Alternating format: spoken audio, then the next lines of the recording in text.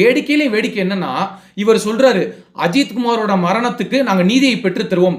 ஐயா, நீங்க அஜித் குமாரோட மரணத்துக்கு நீதியை பெற்றுத்தாங்க. ஆனா அதுக்கு முன்னாடி சாத்தான் குளம்னு ஒரு பேர் இருக்கு.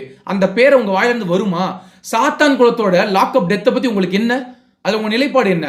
அதை பத்தி பேசுறதுக்கு உங்களுக்கு வாயை திறக்க முடியுதா? நீங்க எதுக்கு முதல்ல லாக்அப் டெத்தை பத்தி பேசுறீங்க?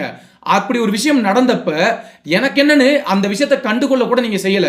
இன்றைய முதலமைச்சர் ஐயா ஸ்டாலின் அஜித் குமாரோட தாயாரிடம் சாரியமா தெரியாம நடந்துருச்சுனாவது சொன்னாரு.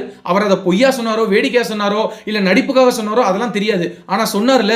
ஆனா நீங்க இப்படி சாத்தான் குளத்துல தந்தையும் மகனும் ஒரு குடும்பத்தையும் முடிச்சிட்டு அந்த குடும்பத்தோட துன்பத்துல கூட நீங்க பங்கெடுக்கல. ஏன்? பயம். அனிதான் ஒரு மாணவி நீட் அப்படின்ற ஒரு விஷயத்தினால தன்னோட உயிரை மாய்த்து கொண்டாங்க. அங்க ஒரு சட்டமன்ற உறுப்பினர் உங்க கட்சியின் சேர்ந்து யாராவது போக முடிஞ்சதா? ஏன் நீங்க எல்லாருமே இப்ப ரொம்ப பிஸியா இருந்தீங்க? எப்படி டெல்லிக்கு போயிட்டு வந்துட்டு இருந்தீங்க? ஓபிஎஸ்க்கும் இபிஎஸ்க்கும் பிரச்சனையை சரி பண்ணணும். இங்க இருந்து 4 கார் அங்க போகும் இபிஎஸ் வீட்டுக்கு, இபிஎஸ் வீட்டுல இருந்து 4 கார் ஓபிஎஸ் வீட்டுக்கு போகும். இந்த பஞ்சாயத்தை தீர்க்கிறதுல நீங்க குறியா இருந்தீங்க.